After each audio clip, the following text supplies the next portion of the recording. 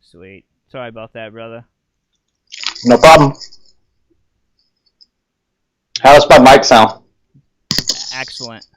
Very Sweet. excellent. All right.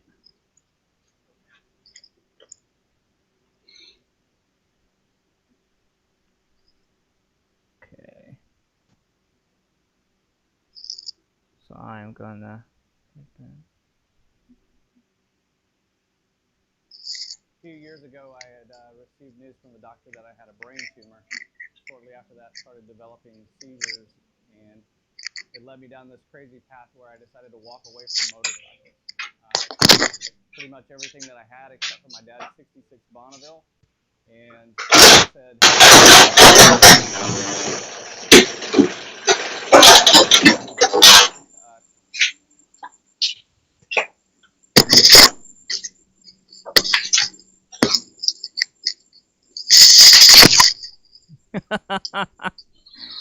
What's going on, Jared? Holy cow.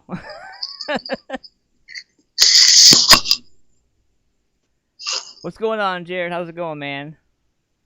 Good, brother. How about yourself? Good, man. So I was going through and checking everything out, man. And, first and foremost, thank you for coming and hang out with me on the show tonight. I appreciate you. Yeah, man. Thanks for inviting me out. I went to play the audio from the website right here before the show, and I'm going to work on the audio story behind that. I'm having some issues with technical difficulties, been having them since they did an update with Windows 10. So I am working through those, so I apologize. No, man, you're good. So, first and foremost, man, let's talk about yourself, man. Let's talk about why you're here, what you do. Oh, man, what do I do? That's a good question, man. I'm a jack of many trades, probably a master of absolutely none of them. Man of many faces. First of all, I'd have to say, I'm a husband and a father and a son, and I'm a believer, and yeah, man, just that kind of sets the precedence for everything else in my life. I do bikes. I've done music in my life. Military was a huge part of what I am and what I've done, and yeah, so just trying to figure out life as it is right now, day to day, man. And so, getting into the whole aspect of bikes and all that, like, what came first, man?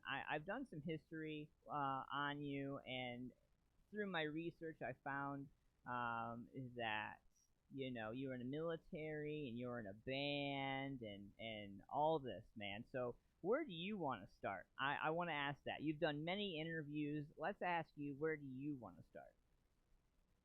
Man, it's a long story, so I don't know how to say start from the beginning, but I would say probably coming from where I'm at now, working way back.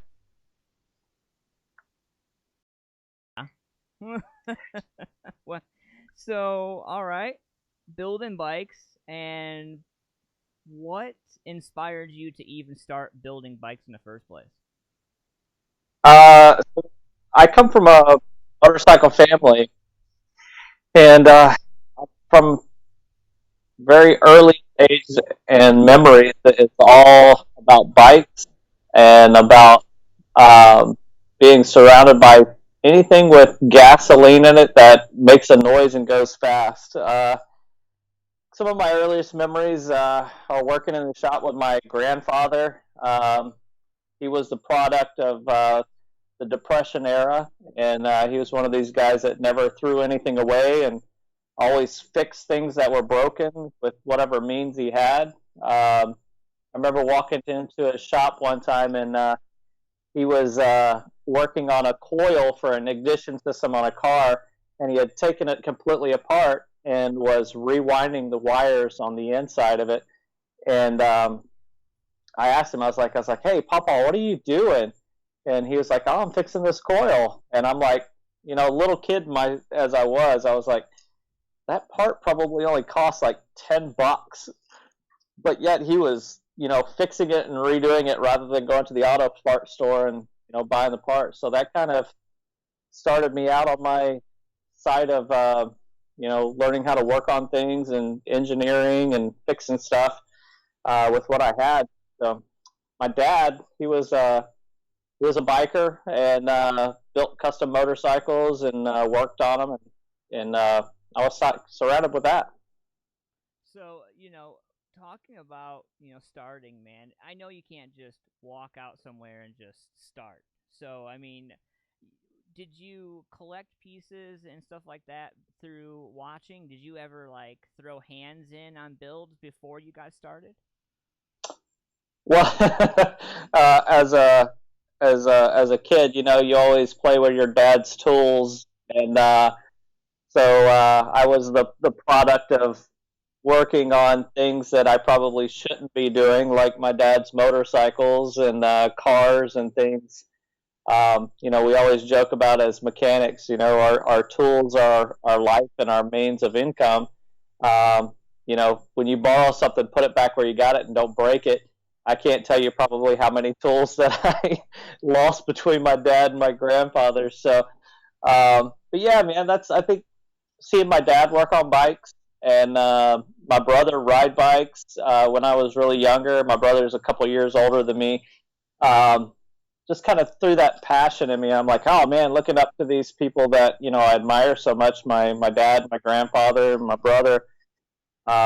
Just kind of puts that fire in your bones, man. And as far as learning how to do it, you make a lot of mistakes as you go. It's a trial and error thing, man. But I think wholeheartedly, if you don't try, you'll never learn.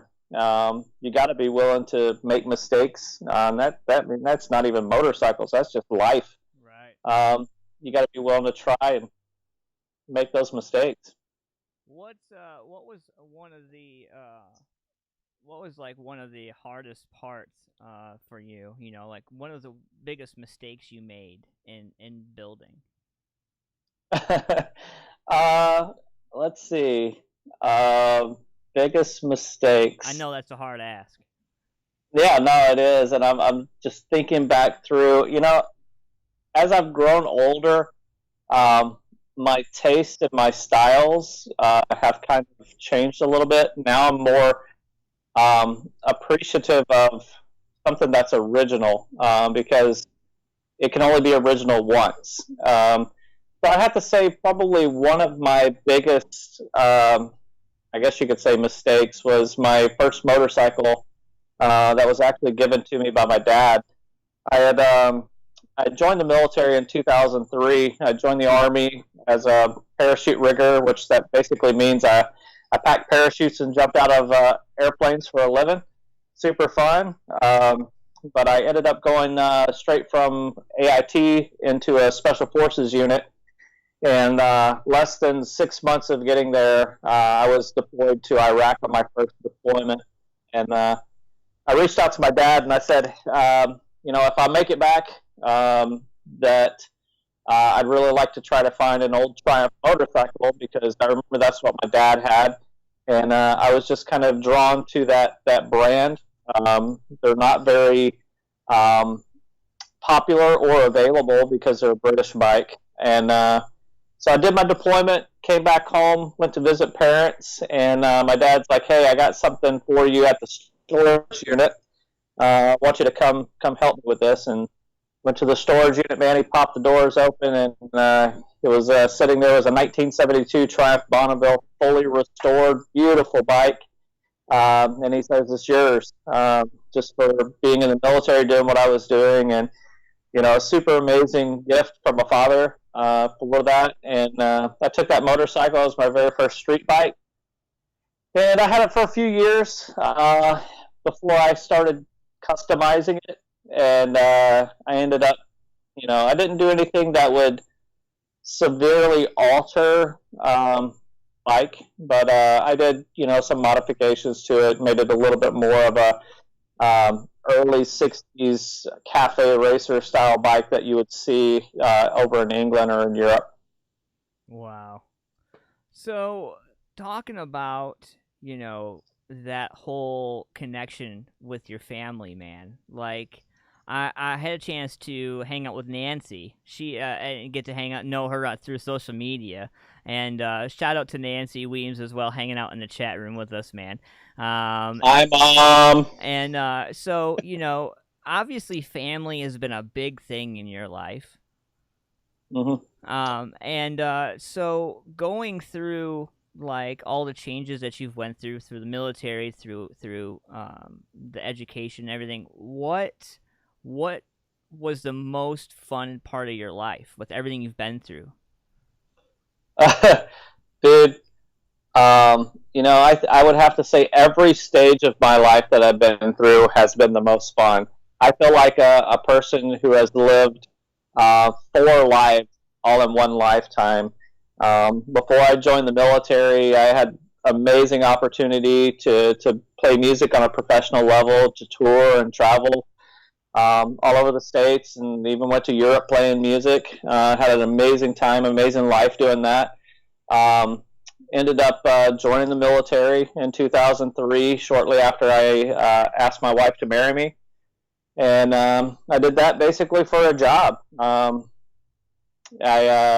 said, money's great in music.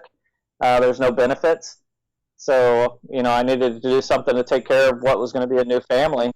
Yeah. And joined the military and deployed to Iraq a bunch of times, jumped out of airplanes a bunch of times. Ended up getting out with like 162 jumps in the military. And so I loved that life. Even while I was in the military, I had kind of built what's now known as WeemsMotorCo.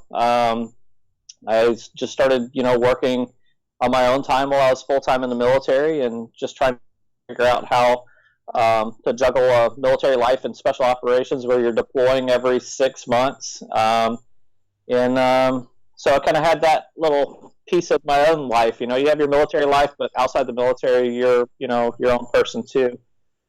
And then since getting out of the military, man, I've really dove into just kind of being a father. My kids are 13 and 11 now, and with them, being, military children, I was gone quite a bit as their little kids, so I'm trying to appreciate as much as I can. Yeah. And that's kind of where I'm at, man. So I'm kind of step out. So first, I know when I reached out, I told you that I've never done interviews from this standpoint. I stick in the music background and stuff like that, but I was attracted to you through your work and through your build. But I wanted to ask you, being a SEAL or being in Special Forces, being over there, and you talk about the separation of life, being in the service and being home with your family. You seem to have a unique outlook on it as opposed to other soldiers, other servicemen and women. How were you able to overcome some of those things, and still be able to stay relevant, stay in the moment with your family, and I guess a nice way, not lose your shit, I guess, most. No, I know where you're going with that. And I mean that most respectful way possible, by the way. Oh, absolutely. I laugh and joke around a lot about, because a lot of people are like, when they talk to me, when they meet me, they're like, they never pictured me ever being in the military. I always just say, I never drank the Kool-Aid. And I was in the military, but I wasn't of the military, if you can kind of understand it that way. I always, heard these horror stories about, family life in the military and how tough it can be. And I have brothers that, that I've lost in combat, and I've had other brothers that, come back from combat and just have really, had a tough time transitioning back. And being, diagnosed with PTSD myself, I completely understand what that's like. and I don't play that down in any way. But something that I made a conscious decision from the very get-go was that, when I go home, I'm not Sergeant Weems. I'm not Sergeant First Class Weems. I'm not Private Weems. I'm Jared. I'm my wife's husband. I'm her friend. I'm my friend to all of my other friends. And that made a big impact on my life to not quote unquote wear your uniform home. And what does really help with that is, I came straight out of basic training in AIT, went right to airborne school, and then I showed up to 5th Special Forces Group out of Fort Campbell, Kentucky, and immediately it was a different environment. Special Operations, their logo, their saying is the quiet professionals. We just do our jobs and we keep our mouth shut. We don't, need to brag about what we do. We just do what we're asked to do and do it to the highest level possible that we can, that we've been trained to, and just leave it at that. So I don't need to go home and, tell my wife everything that's going on. I don't need to go and, run my mouth to all my friends. Just be a professional, man. And so that kind of, laid a different groundwork for me for the vision of the military. The first time I met my first sergeant, I was a private showing up to the unit, walked in and, did the right thing, stood at parade rest and said, Private Weems reporting. And the first sergeant looked at me like I had a third eye on my head. And he's like, what are you doing? He's like, don't do that here. And I was like, okay, all right. And then shortly after that, when I was in Iraq, man, that very first deployment in 2004, I'm sitting out on a flight line in pitch black, waiting for 2 Black Hawk helicopters to come in and pick up some VIPs.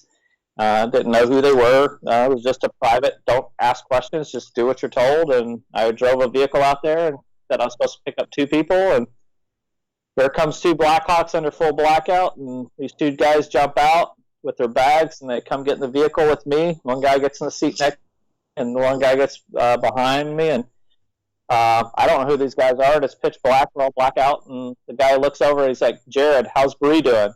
And I'm like, how do you know my name, number one? And then number 2, how do you know my wife's name? And come to find out, man, that was the 5th Group Commander, Full Bird Colonel Pagan. And he went on in his career, ended up making 2-star general. And but just that environment is a very professional, really treat each other with dignity and respect. Yeah.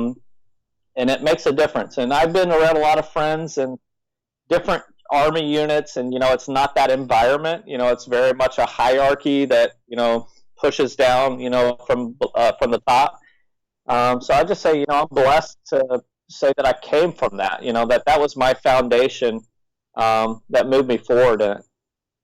Man, like that's almost like creepy scary to a civilian like me. Like, ooh, like, you sit back, like, as a civilian, you sit back and you, like, so I'm a fan of, like, the show SEAL Team and some other stuff. Like, I'm a fanboy from over here in the States, but I try to be as realistic and respectful as possible and keep in mind that what you see isn't always what really is,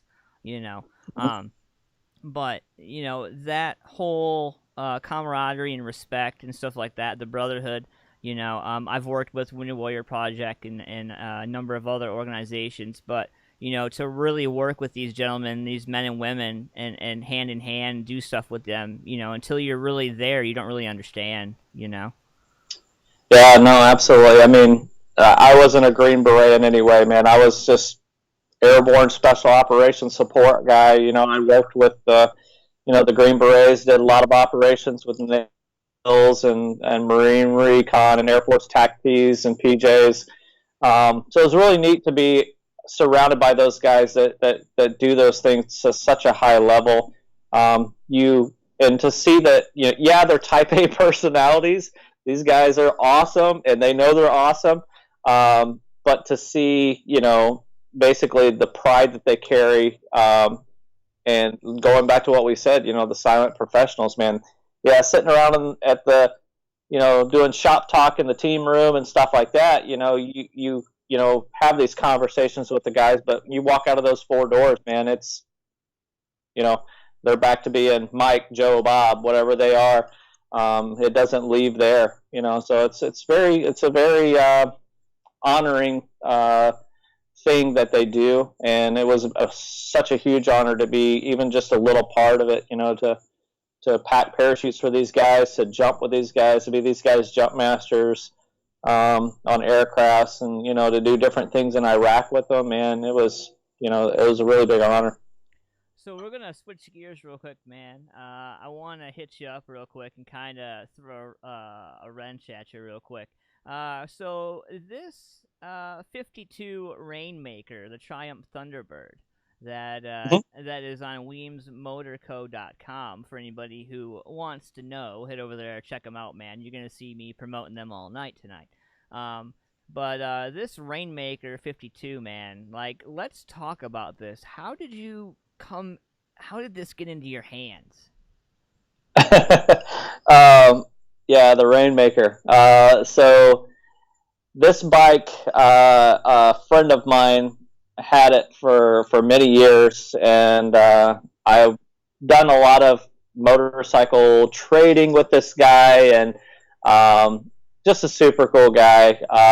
Has a big collection of motorcycles, and he had this bike on the back porch, and I seen the bike, and I was like, wow, that's a super cool bike. All it was a frame, front end, and a tank that was completely rusted out, and then it had the bottom end of the motor, and I was like, man, this is that's that, if you ever watch the show American Pickers, that's what they call rusty gold. This is something that you just don't see. A motorcycle from 1952. And also from England. What is it doing on some dude's back porch in Florida? And love the bike. I wasn't at a place at that moment to, even make an offer. I wasn't even sure if he was willing to sell it because it was so rare. But fast forward a few years later, and he reached out to me actually and said, "Hey, look, I'm in need of some money. Would you be interested in that bike?" And we talked a few numbers and ended up. I went over his house in like my Toyota Corolla, and I was like, so ended up he put it in the back of his truck and drove it to my house and dropped it off. So, and he knew that I specialize in vintage Triumph bikes, and he knew it was going into good hands, and and I wasn't going to do anything to it to molest it or to mess it up. I was trying to, just take it and care for it as, the person that has it right now, because who knows who's going to have it down the road. But so I got it there. He told me that it had been sitting there for probably about 10 years, and he bought it from a motorcycle shop that had been sitting there for 40 years. And, this bike was, just needed a lot of work. If parts could talk, man, you know what I mean? Like, if these parts could talk, like the stories, it's just ridiculous to me that the stories that these parts would have, just crazy. I am all about history. The research, the stories behind everything. Motorcycles is just one aspect of me. I collect vintage guitars and vintage guitar amps and musical instruments, and you come to my house and you're going to see things that are older than me, because I kind of have this mantra that if it's not older than me, I don't want to have anything to do with it. So I don't have new stuff, man. I got a 65 Mustang. I've got, like I said, tons of old guitars and basses and motorcycles, man. Right on, man. So we're going to be hanging out tonight with Jared a little bit longer, and we're going to try to keep him as long as we possibly can. We got a lot to talk about tonight, man. I want to give a shout out to Shamrock Printing, Ace Winners, Jonathan Boyer. Check them out, shamrockprinting.com. Paul's Nightclub, Janine and Max down there. Over 30 years of music and carry out right there in one place in Paul's Nightclub. Modified Studios Tattoo Gallery, my man Rich Regal. If you mention AntmanVs before your pricing, you get 20% off of your ink or anything you got going on in the shop. And I want to give a shout out to Lynettes Country BBQ, my man Larry Trimmer, holding it down for me with the best barbecue in Ohio, hands down. So we're going to get into some right now. I got some music for you guys. And this is from 8 Pound Pressure. And we'll just put it out there. This is called Unfuck the World. This is exactly what we're going to do right now. And we're going to get into this right now. We'll be back with my man, Jared Weems, after this.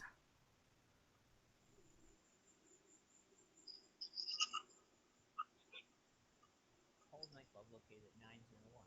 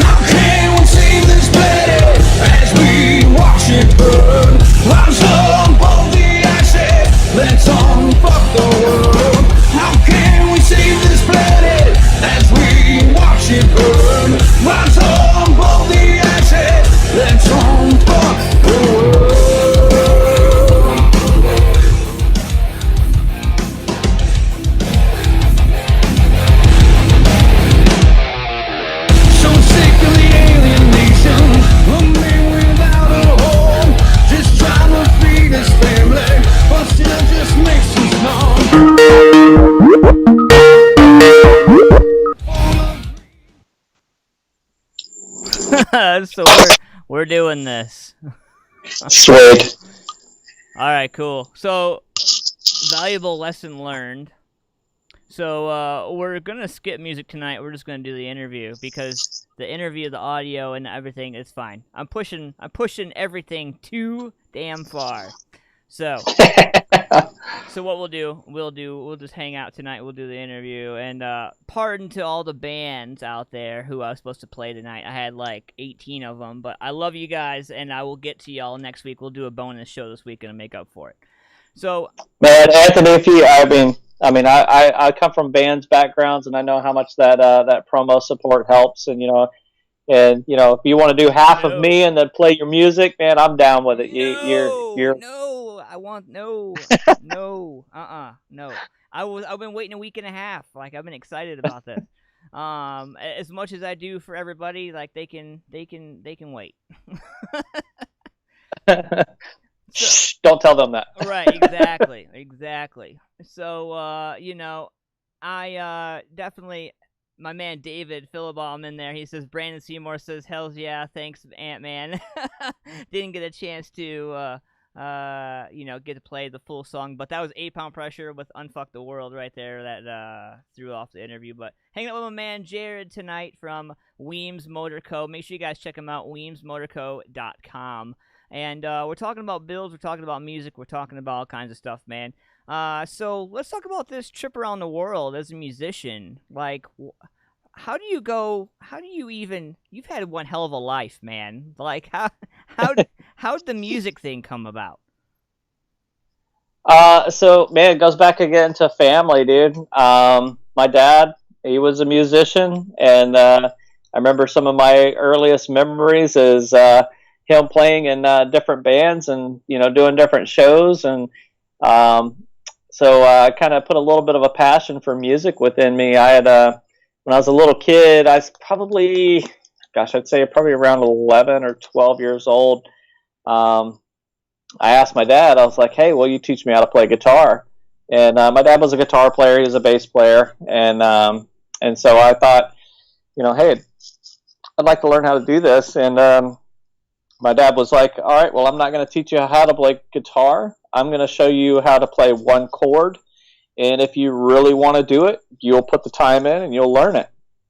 So that was essentially the only lesson that I ever received was that lesson from my dad. And I have to say that was probably one of the best lessons to ever to get as a musician, is that if you love it, if you really want to do it, you're going to put the time in, and you're going to learn your instrument and master it to the best of your abilities. And so I had a few friends and a few cousins that were wanting to put together a band, and we put together this little metal band, and we started doing some shows around the Tennessee, Alabama area, and picked up a little bit. We ended up going to doing some shows in South Carolina, did some shows in Nashville, Montgomery, Birmingham, just kind of toured around the Southeast, kind of in that little hub, and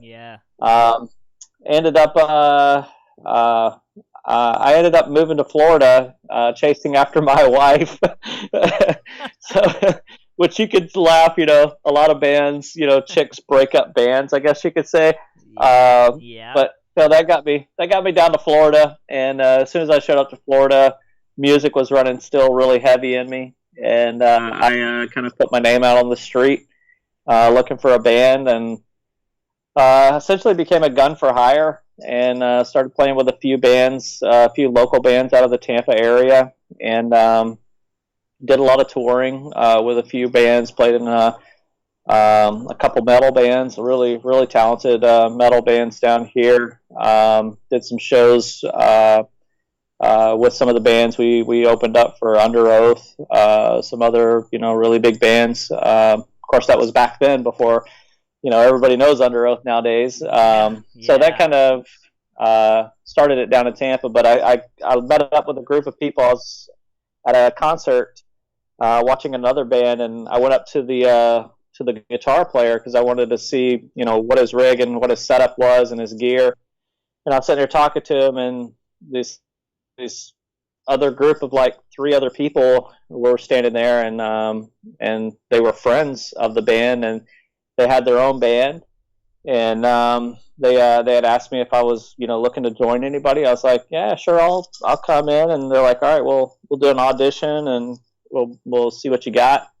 And they were bringing me in to play guitar, actually, and so I went to the audition, playing guitar. And at this point in my life, I bass was kind of my go-to, because the way I say it, there's a guitar player on every corner. Right. It's hard to find. It's hard to find a good bass player. So you're right. You're 100% correct on that. So I was kind of like, that was my moneymaker, but they were looking for a guitar player, and I was like, sure, man, I'll come in and I'll play some guitar. Went to the rehearsal, and about halfway through the rehearsal, the bass player ended up cutting his finger or something. I can't remember exactly, and I just remembered he had this really cool setup, this cool rig and stuff, and I was like, hey, man, do you mind if I play your bass just a little bit? I want to hear, what your setup looks like. And he's like, no, go ahead, man. And he had to go, get his finger bandaged up or something like that. And so while he was gone, I played bass. And the sad thing is they ended up kicking him out of the band and bringing me in on bass. Man. Love that guy, man. His name is Jason. Jason, man, we laugh about this story all the time because we're still good friends, him and I.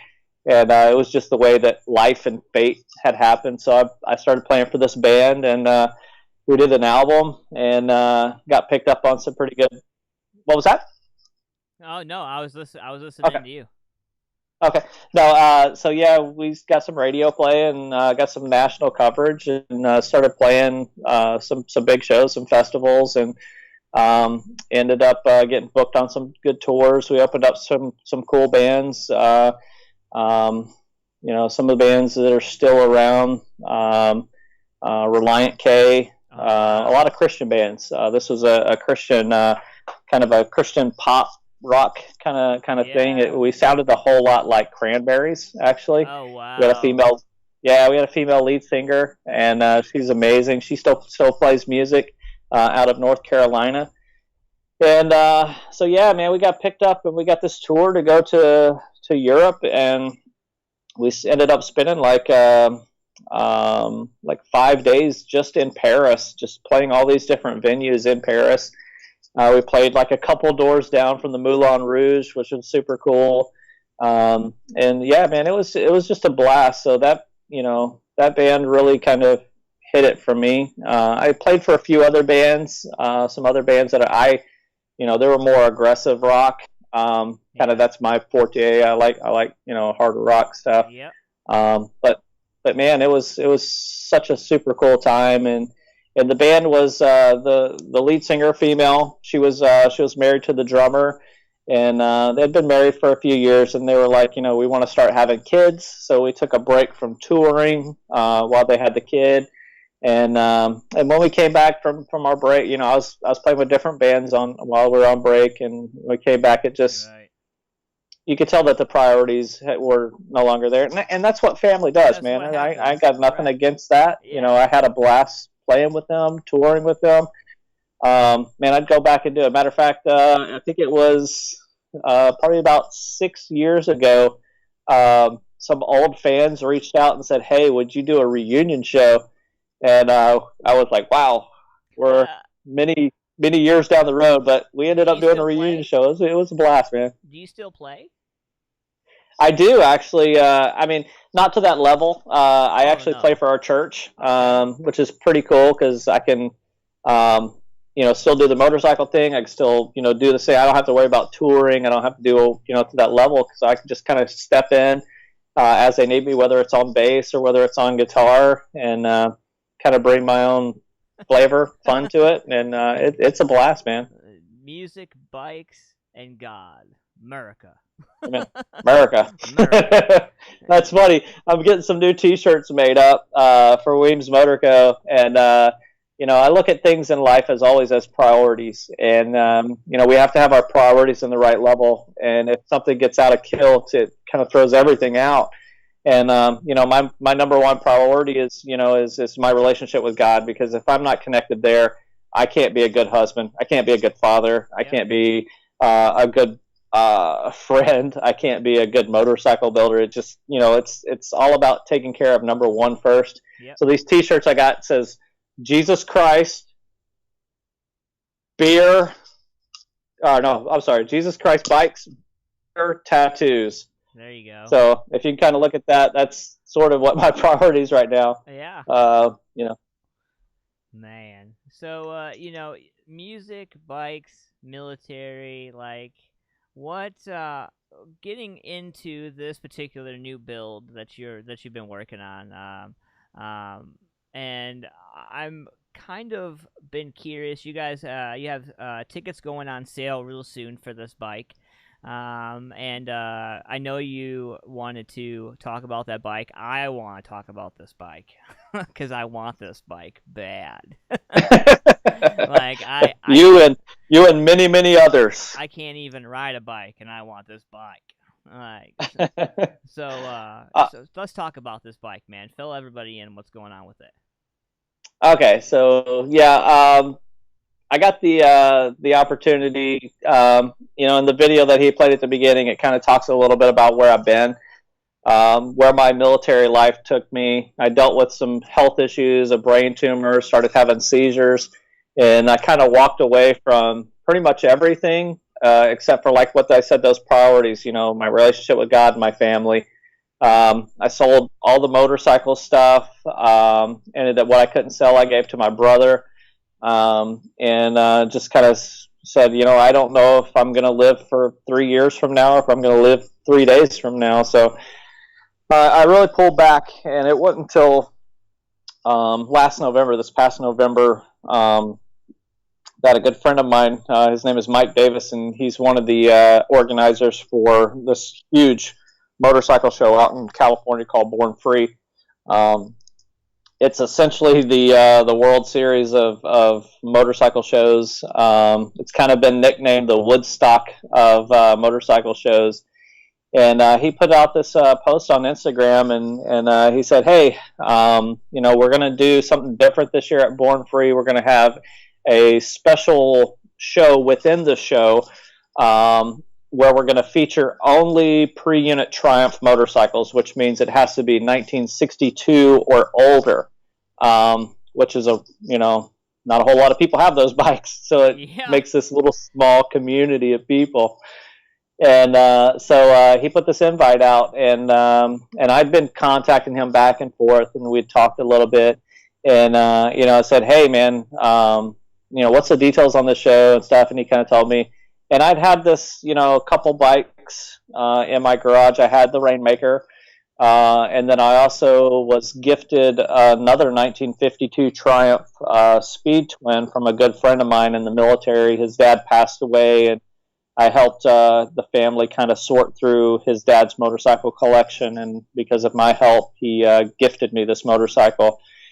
And so, I was thinking, I finally kind of got to a place where my health was under control. I hadn't had a seizure in a while, and I was like, you know what, this might be a great opportunity. I've always wanted to go to California, never been to California in my life, and this might be a good opportunity to do that as a family, is essentially the way it was originally set up. And so I went to my wife originally and said, hey, I got this opportunity, this bike. What do you think? And obviously it takes money to build a bike. You can't just do it for free.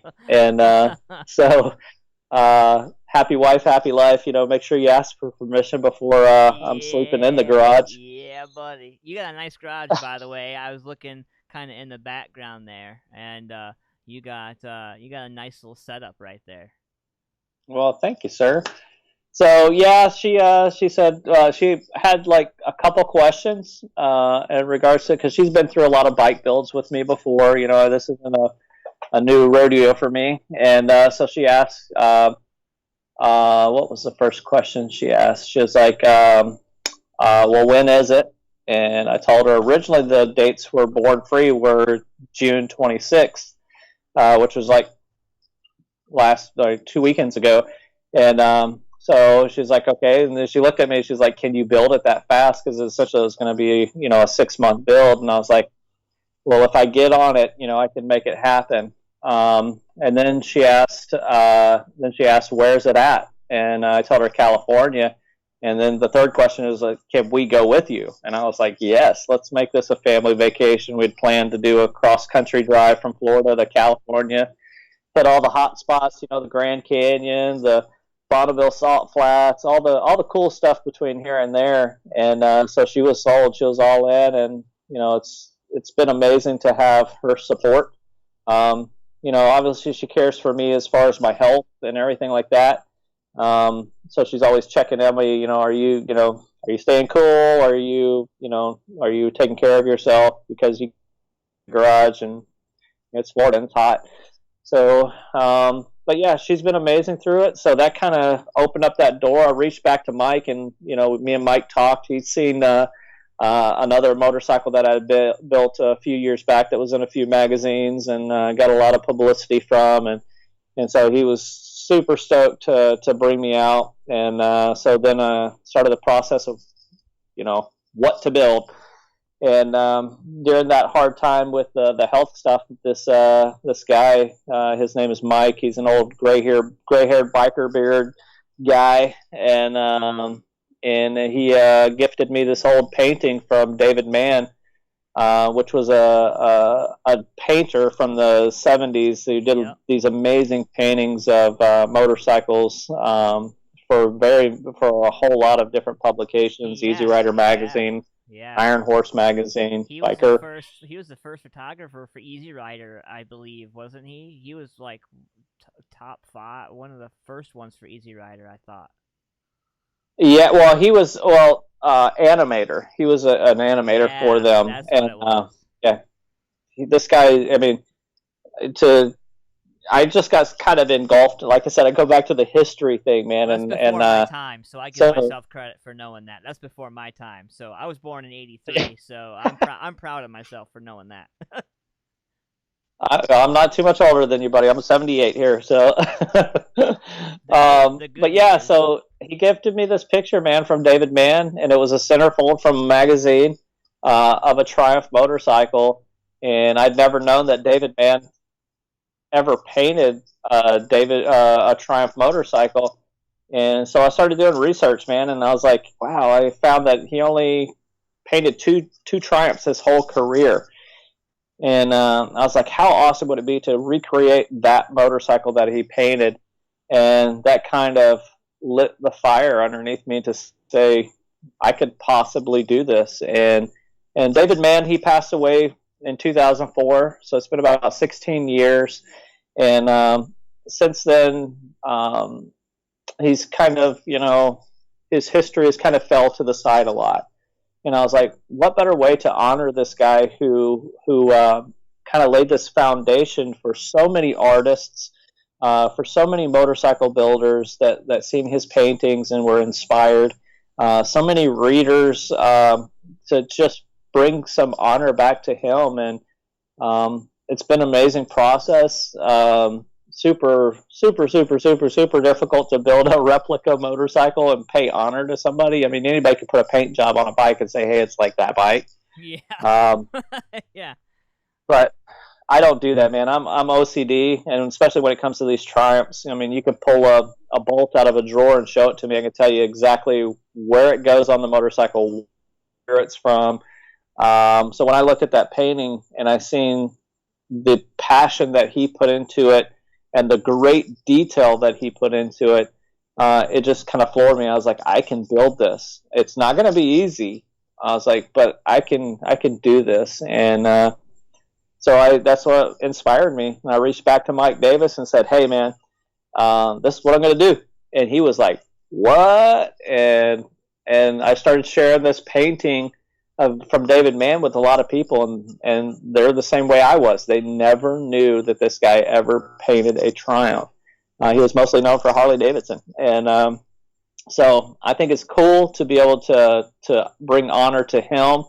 But the biggest thing through the midst of it was knowing that I was doing something beyond myself to honor him. And I just kind of started thinking through a lot of it. I was like, this bike is, it's going to be a show bike. It's going to run. It's going to ride. Yeah. But it's more a piece of art. And that's what I kind of wanted to look at it as a piece of art. And I didn't feel that it would be right to just sit in my garage, and just kind of sit in the corner. My last show bike, I built it. I owned it for probably about 6 years, and I tell you, I only put maybe 15 miles in 6 years on that motorcycle. There are some things. There are some things you just don't treat like everyday life. Like I have guitars and stuff like that. I've never played an instrument a day in my life. But I have guitars that when people come to the studio, I have one that everybody autographs who visits the studio. And then I have another one that when I want to pretend like I'm a rock star, I'll throw some headphones on and some music and pretend like I know what the hell I'm doing. But those videos will never see the light of day. Oh, come on, man. You won't do it.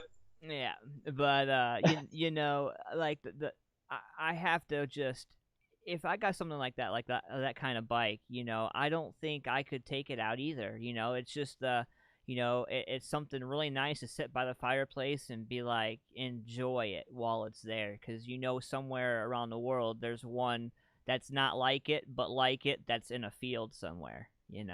Oh yeah, no, absolutely. Or sitting on some guy's back porch for 10 years. Tell me about that. So 10 years just sitting on this porch. Like, what? Did he give you a story on why it was sitting on his porch for 10 years or anything like that beyond? Well, it goes a lot with a lot of these Triumph motorcycles or even vintage motorcycles is, it's number one, it's hard to find parts for them. And then number two, to find somebody who's knowledgeable enough to be able to work on them or build them or maintain them. And then three, it's expensive. And so he got this bike, and I don't know how much he paid for it, but he got this with dreams and aspirations of seeing it go somewhere. And I would have the opportunity to take the Rainmaker to a place where I can jump on it and ride it down the road. Man, I have to laugh and joke about it, because when I built this bike, it was a challenge from another bike builder out of California. His name is Roland Sands, and he put together this thing called the Coronavirus Bike Build-Off. And he said, we're all stuck at home with coronavirus quarantine. Get out in your garage and build something. And I said, you know what? I'm going to do it, but I'm going to take it to the next level, and I'm not going to spend a dime on it. I'm going to treat it like it's the apocalypse, and your money's worth nothing.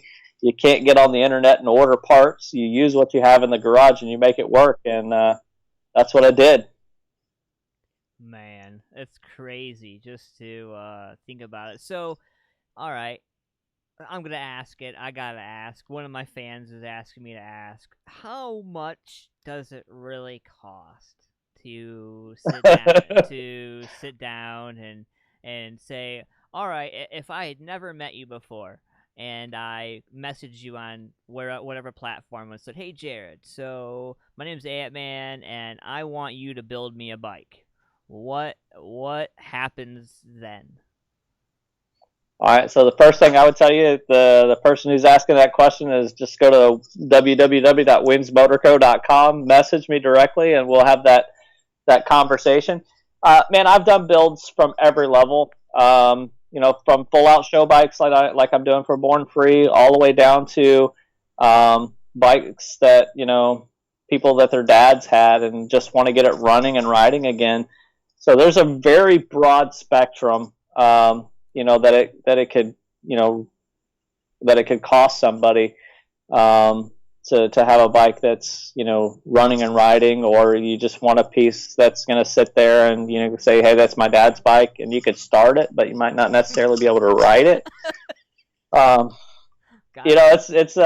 It's just different levels. I hate to throw numbers out there, but I mean, it's a very broad spectrum. Well, I mean, and I asked that because I knew that's what you were gonna say. I've done my research on it, and there's bikes for thousands, 100,000s, and then I kind of kept scrolling through because I just really got curious. And there are some bikes, in and around the European models that you're familiar with that run pretty expensive. Yeah, and it all depends on brands. Triumph was an amazing brand, especially here stateside. Throughout the '60s, man, Triumphs were outselling the Harley Davidsons almost 2-to-1. Number one, they were a little bit more affordable, but number two, they outperformed the Harley Davidsons over and over again. So much so that the AMA, which is the American Motorcycle Association, in the early '70s, they banned Triumphs from flat track racing because they were beating everybody. And the reason is Triumph motorcycles, the shifter is on the right-hand side. So a normal motorcycle is on the left-hand side. Triumphs are on the right-hand side. And so when they're flat track racing, you're going into a curve. You're always making a left-hand turn, and your left foot is on the ground stabilizing you, which leaves your right foot still on the foot peg. You're still able to shift gears, which Harley was not able to do. So Harley started pressuring the AMA and saying, hey, this is unfair advantage. You need to ban right foot shift motorcycles, and the AMA actually did, and Wow. that really hurt. That really hurt Triumph for a long time, and it wasn't until 1976 that Triumph finally did the research and development to be able to transition the shifter to the left-hand side of the motorcycle. By that time, flat track racing had kind of become, a back burner thing, so it wasn't as big as it was before. So they had, kind of fell off the map. Let me ask you this. So do you think if Triumph would have had an opportunity, you think they would have been a good war bike? They actually were. They did. World War II, the British military used Triumph motorcycles. They're called a 3HW was the model that they used. Wow. So in comparison to, obviously numerous differences versus motors and everything, what is the biggest difference between the European style bikes and the American style bikes? Well, there's a lot of quirkiness. There's a lot of little quirky things that the British did on their motorcycles that American didn't. It's kind of what draws me to them. All motorcycles are two wheels, a motor, and a gas tank. But in the British motorcycles, their electronic systems that they used were not the most dependable. There was a brand called Lucas, and they called them the Prince of Darkness because chances are your lights are not going to work. There's a great joke within the British motorcycle community that says, well, why do Englishmen drink warm beer? And the answer is because Lucas made the refrigerators also. So these electronics are finicky at best. And and on top of not just being their electronics, it was the way they wired their battery. So the battery on a normal car or anything else, your positive side of your battery runs all of your electronics, and your negative side grounds off to your frame. Well, on these British bikes, man, they flipped that and they ran the positive side of the battery to the frame, and the negative side ran your electronics. So it's little quirky things like that. I really dig them. And then being right foot shift, it's you got to know what you're doing when you get into these British bikes, and it's a passion, man. Nancy in the chat, she says Wentworth Tools. Oh yeah, no, Whitworth. So if you're a mechanic of any kind, you know that you got your standard tools and you got your metric. Your standard wrenches and your metric wrenches. And these British bikes, they didn't use either standard or metric. They had their own bolts, and so you can't use a 1/2-inch wrench or a 13mm wrench on a British bike. You have to go get the Whitworth tools that actually fit the heads of the bolts. And then on top of that, the threads are completely different. They have different threads per inch and the thread depth. So you can't just go to the local hardware store, the Ace Hardware, and pick up a bolt to replace something on one of these bikes. You, if you're me, you dig through bins and bins of old bolts that you've collected from working on motorcycles for years, just to find that one that will work what you need. And otherwise, you're ordering stuff from England. There are some great distributors that have really picked up over here in the States because a lot of guys are restoring these bikes. Good friends of mine, JRC Engineering out of California. I'm one of their distributors, so I'll jump on them and I'll call them up and say, hey, I'm looking for this part number from this 1963 Triumph Bonneville. And if they have it in stock, they'll send it to me. If not, man, the search continues. Jump online, contact some of these distributors from over the other side of the pond, or scour eBay to see what you can find. Man, it's like finding dinosaur bones in the desert. Yeah, it almost sounds like I watched that Counting Cars a lot on Discovery Channel before all the craziness happened. So let's talk about this, man. COVID-19 and everything's going on out here in the world, and all this craziness, wah. But how is this affecting your business? How is this affecting Weems and what you're trying to do right now in 2020? So, we're down here in Tampa, Florida, which I know everybody's watching the news. Florida's, over the last couple of days, has become the hub of everything going on with COVID. And praise to God that, my immediate family and friends down here have not been affected. But I've had a good friend of mine, his sister-in-law, she's got it, and she literally lives the next neighborhood down from me. And so I've kind of seen, the impact that it has there. But as far as what I do, it's kind of been a positive, man. It's like, all right, I can't go out and go to the movies. I can't go do these fun things. Can't go to the beach. Can't, go out and have fun, shopping or going out to dinner.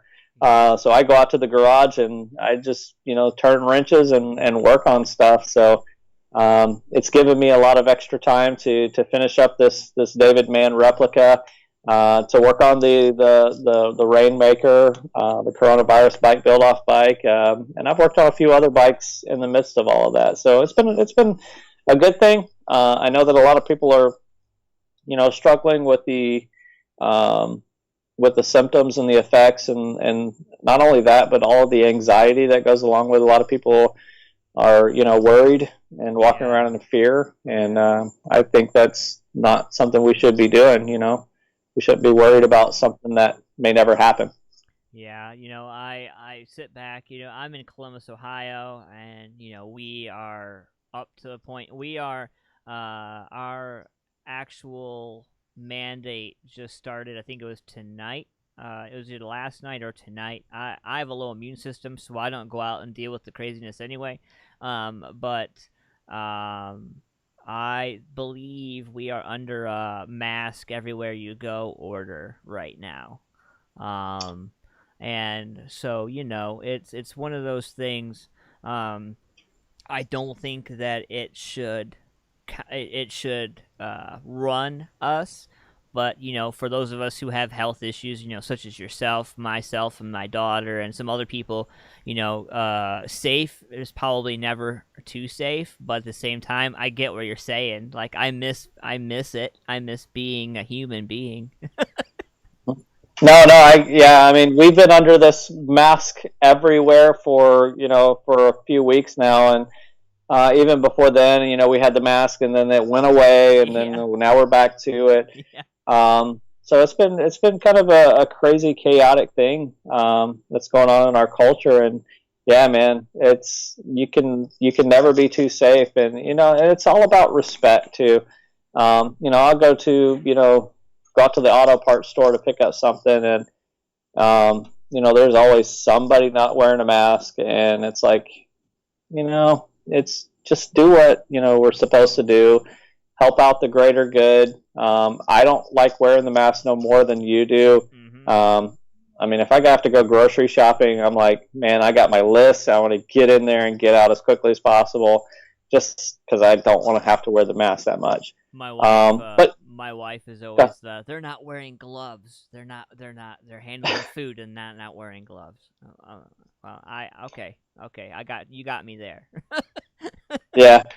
My wife, actually, she's a hairdresser, hairstylist, and she, her environment is close contact with people, right there with them, and so it's been a little bit of challenge for her work environment, be able to provide, that service, but also being safe, and so she's constantly, 8 to 12 hours a day wearing a mask, and the clients who come in, they're wearing a mask the whole time, constantly sanitizing and cleaning, and it's a lot of stress to carry on. I just know from being her husband, and they did have a girl at her job that tested positive, so the fear of how much exposure did my wife have to her, Right. and the other employees there. So it's been tough, and I can tell the emotional toll that it's had on my wife. She's a very strong person, mentally, but you could tell that it's actually shook her a little bit. Man, well, hats off to your wife for being able to power through. I know that it's really hard for a lot of people right now. So there's a lot of us, myself included, that are fortunate to be able to still have some type of work going on right now. So definitely, I hope everything picks up and things calm down in your guys' neck of the woods for sure. Absolutely, man. So we are getting into a little bit after 10 o'clock. I'm going to give a shout out to Shamrock Printing, Paul's Nightclub, Modified Studios Tattoo Gallery, and Lynettes Country BBQ. All sponsors of AntmanVs, all these businesses are being affected, just like the businesses in Florida being affected by COVID. So if you get an opportunity, get out there, support a local business, support a local unsigned musician, or follow somebody on social media and help share a post and make sure that you are reaching out to people, because right now everybody's morale is down and out. So make sure you're reaching out, being a positive influence. Jared, what kind of advice would you have for people out there that want to get into building, that sit back and see what you're doing and are in awe and shock? Man, I'd say, get out, get your hands dirty in it. That's the only way you'll know if you've got the passion for it, the patience for it, and the finances for it. It's whether you jump on Facebook Marketplace and just find a little old Honda motorcycle and get yourself busy on it. It's to me, like I said, it's all about it's all about the passion behind it. And I was talking to somebody a few weeks back, and I told them that the garage has kind of become my counseling office for me. It's a place where I can go to just kind of decompress from everything that's going on and just do what I call mind-numbing activities. To somebody that's new, they would never even attempt to take all of the spokes out of a motorcycle and replace them with new ones and then true it up and make sure that it's tight and right.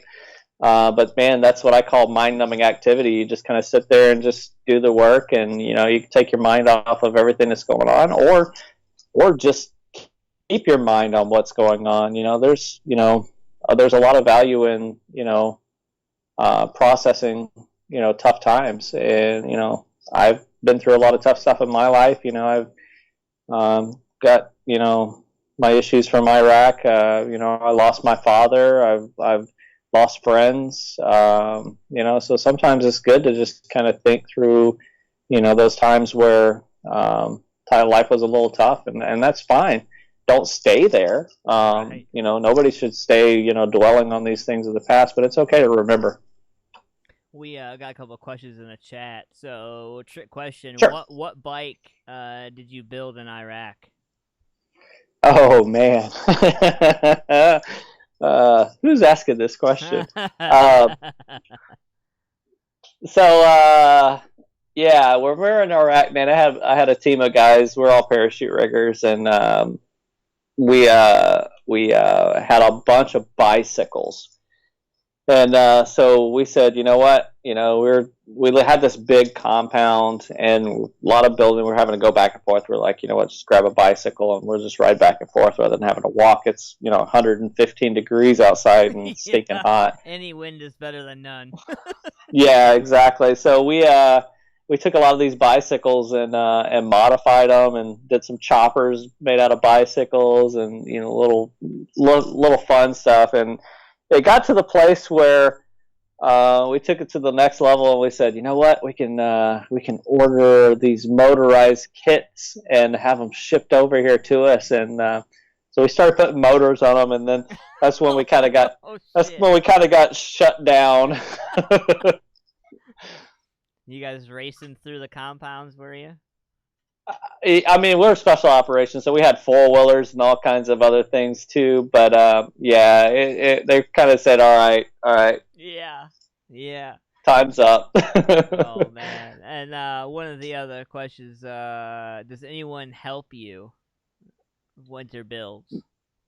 I know. Man, it's a one man job here, and I've talked to a few people, but it goes back to saying, you have to have the knowledge to be able to do it. And I'm not one of these people that's like, stay out of my garage, don't use my stuff, man. I'm actually on the opposite side. I love having, kids come over. I've taught some kids how to do welding. I've taught a bunch of kids how to work on their cars, and I let them use my tools and everything like that. And that's what I really love. So if I found somebody that was like, I want to learn, to do what you do, Right and I'm way. like, all right, well, Yeah. get ready to empty your bank account and get ready to start researching like you're in college, because you got to learn, these manuals. You got to learn these things. So, but I'm not closed off to it, man. I'd love to have somebody come out and help. I've seen in some of your videos, especially some of the promos for the bike that you're raffling off. I noticed there are some people helping you in the video, so I was just wondering if those were a team or family that are just there throwing a hand in to help. So yeah, man. So that's the kind of second half to this David Mann build was, when I was processing through that, hey, this is bigger than me. And I wanted to pay it right honor, that I started thinking, I was like, I don't want this bike to sit in my garage. I don't want it to sit here. I want it to be out, and I want people to see it. And I just kind of started thinking through, and there was somebody that told me about this local organization called Forgotten Angels.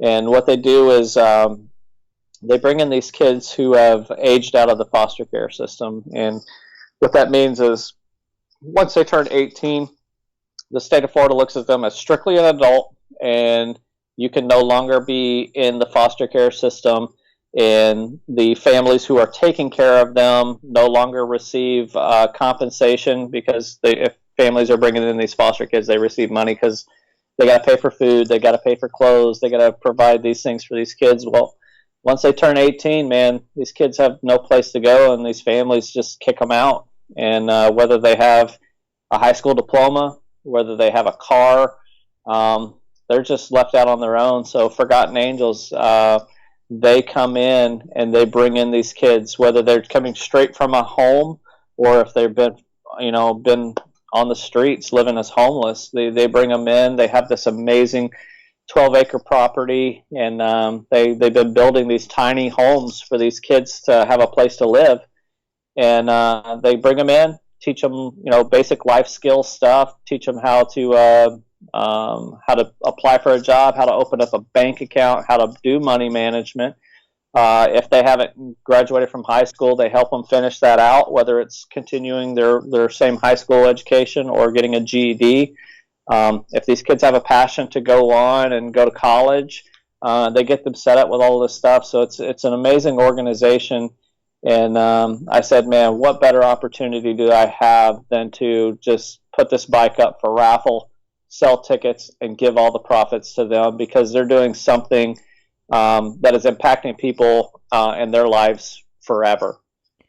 These kids will look back and say that somebody actually cared for me, somebody actually took care of me at probably the hardest time in their lives, and I want to be a part of that. I want to team with that. So I said, I'm gonna do this raffle with these people and give them as much money as I possibly can.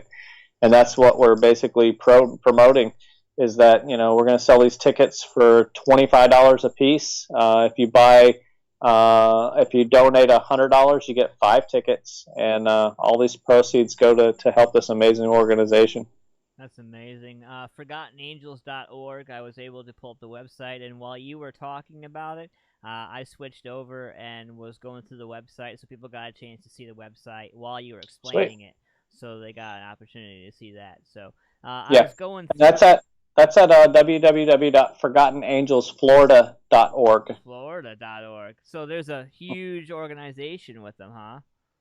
Yeah, this is a local organization just specifically for the state of Florida, and they reach further than that. They have kids come from Georgia and Alabama down here, because there's not a lot of places that are able to do this for kids, and it's amazing that Cindy, she's the president over there, and David, he's the executive director.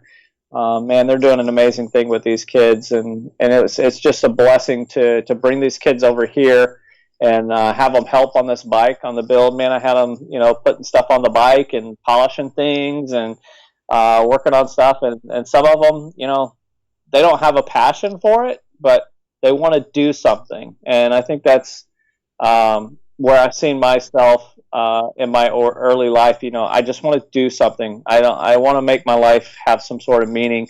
And these kids are seeing that this opportunity is not going to only help them, but it's going to help other kids that are in the same situation as them, because all the money comes in is going to, pull out and build more tiny homes, provide more resources, more classes, more things for that whole organization. Gotcha.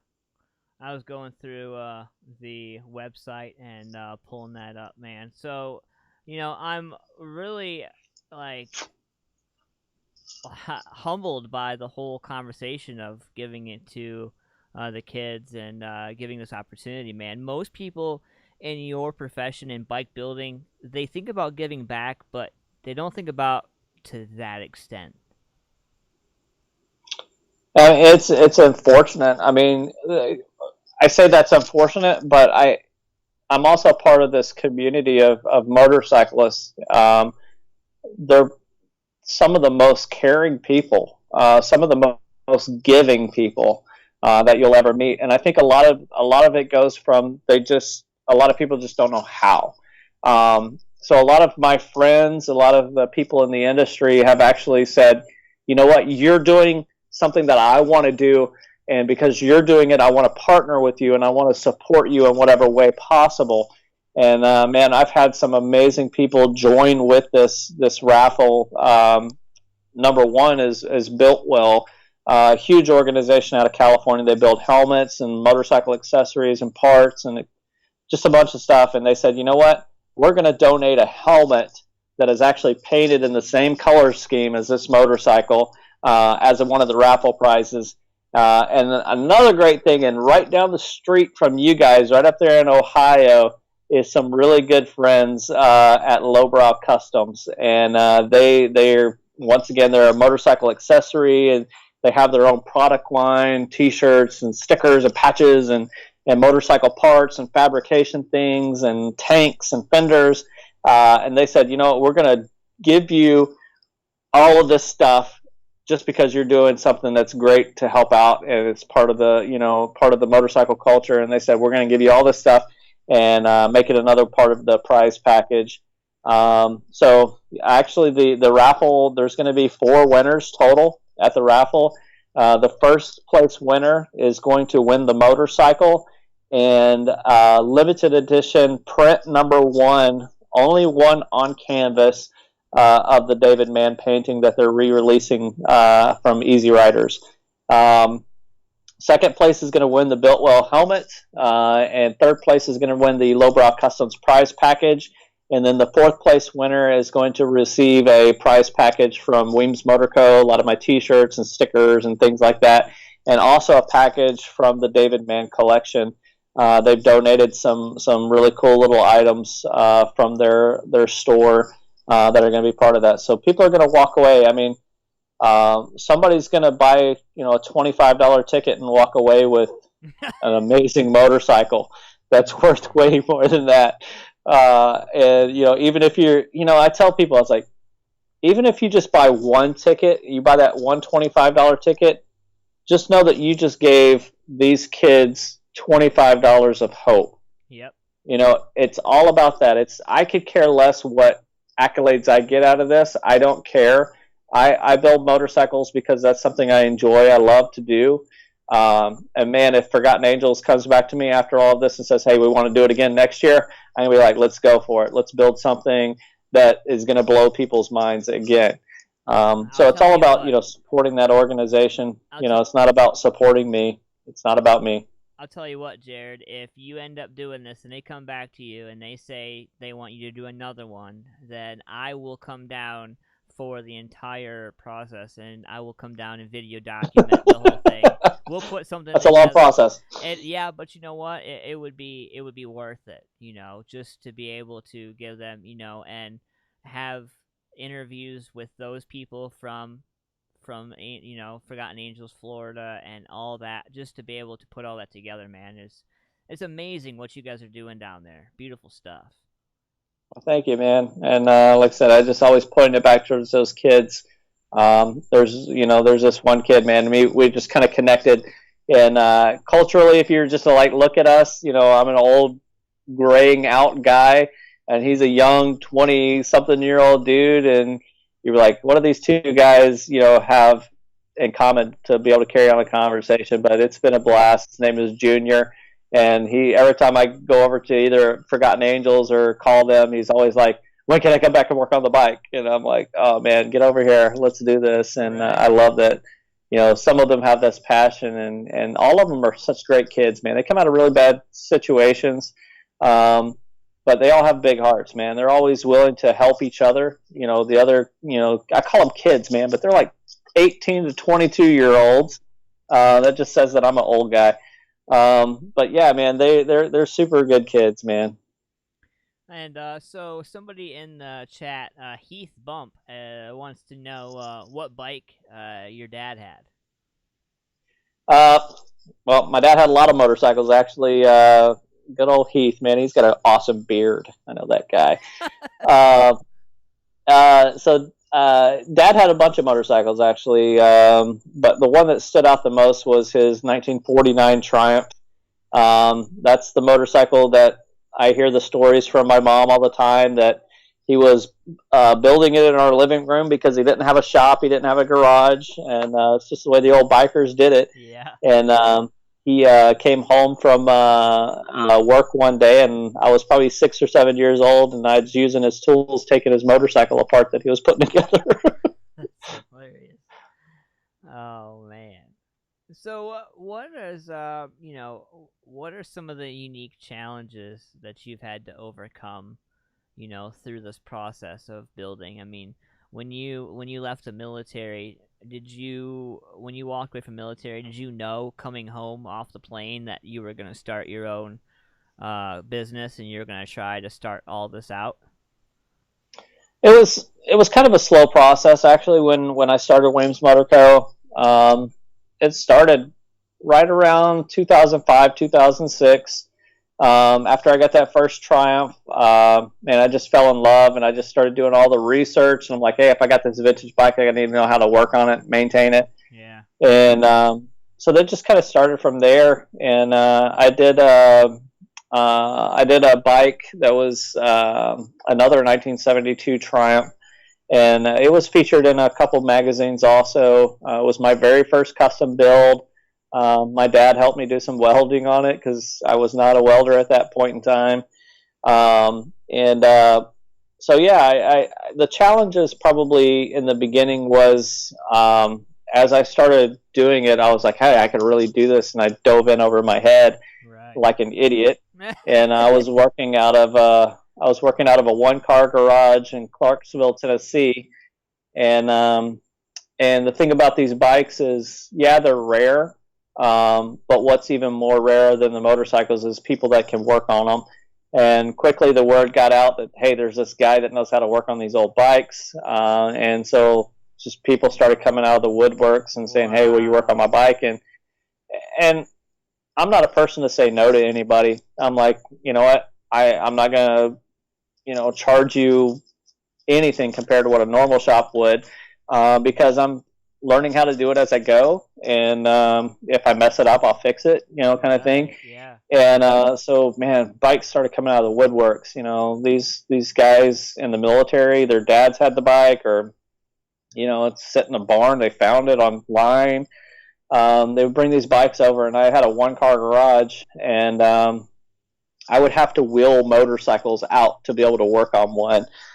I think at one time I had 12 motorcycles in a one-car garage. And so I'd have to say that was kind of a mistake. I got in over my head, and I kind of really pulled back. And being in the military, I was deploying all the time. And a lot of these guys, they were military guys too. They understood. And I just told them, when I get to it, I can get to it. I got like 10 other bikes ahead of you. And, if it was just like a little small maintenance thing, they'd bring it in, needs like the timing set, I'd knock it out really quickly, and just so I didn't have to have the bike there sitting in my garage. But so now kind of jumping back into it, I'm a little bit older. I'm a lot wiser. At least I hope I'd say I'm a little bit wiser. I have a lot more free time on my hand. I'm now medically retired from the military. I'm considered 100% permanent total disabled. So I receive a pension from the VA. So it's enough to, between my income with the VA and my wife's income, it's enough to live a comfortable life for me and my family. So it's my refocus coming back into it is that I'm not going to get over my head. I'm going to do what I can do, and that's it. I'm not going to bring in tons of things that are going to cause stress because I don't need stress in my life. Do you have other clients that come from the United States, like that knew you from when you were in Tennessee and other places that are like, hey, Jared, even though you moved to Florida, I'm bringing my business to you? Are there still people that contact you for business? Yeah, man. It's mostly because the Triumph world is a small world. There's not very many of us guys that, number one, want to deal with the headaches of working on these old British bikes. So yeah, man. I have people all the time reaching out from from Canada to all over the states, saying, "Hey, I want this." Whether they just want their motor rebuilt. Or if they want a restoration. I have tons of people, all the time reaching out for it. And a lot of it comes down to cost and time, if they're able to afford it and how fast they need it. And because I'm not going to put myself in into a time crunch when, these things take time. Like I said, we go back to that bolt thing. If I need a bolt and it's missing, guess what? You're waiting. I gotta find it. So you're waiting. Yeah. Yeah. So no, but I mean, I think a lot of guys now that have these vintage bikes, they understand that, they appreciate that, they understand the time and the effort that goes into doing these builds. So, 9 times out of 10, the customer that comes to you has the product already. The tough ones are the guy that says, "Hey, I want a custom Triumph built for me," and I'm like, okay, all right. Number one, I got to find the bike to start off with, and then number two, then we talk money from there. And so that tends to be tough for those guys. Not to say that I won't do it. I've done some amazing builds. When I was stationed in Virginia, I worked with another guy, Clay Rathburn, out of Atom Bomb Custom Cycles. He did a lot of British bikes. We built bikes for. We built bike for John Campbell from Lamb of God. The guys from Guar would hang out at the shop all the time working on their bikes. God. And we built a bike for Barry Weiss. He's on that TV show, Storage Wars. Barry fucking Weiss. Yeah. Man. So I've had the opportunity to build some pretty cool bikes for some pretty cool people. And what ends up being is, these people that have these bikes, man, there's a passion. There's a passion behind it. You have to love these bikes. It's not like you could jump on them and hit a starter button. These are kickstart bikes. You have to put the effort into them to ride them. You have to maintain them. So it's a special breed of people, man, and we all dig it. Man, so when is the giveaway for the bike itself? Have you guys announced that yet? So right now, we've been laying out all of the process over the next few months. The bike's going to be featured at Born Free 12, and that's just outside of Irvine, California, in September. The first weekend in October, we have a show here in Florida called the Plant City Bike Fest. The bike will be there. Then a couple weeks after that, we're going to be going up to Charleston, North Carolina, to the Congregation Show to be showing the bike up there. And then in November, we're going to Austin, Texas, to the Hand Built Motorcycle Show. And then December, the first weekend of December, there's a show called Wheels of Steel here in Lakeland, Florida. We're going to be doing that, and that's going to be a great show because the people from Forgotten Angels will be on site with the bike. answering questions and being able to talk about their organization.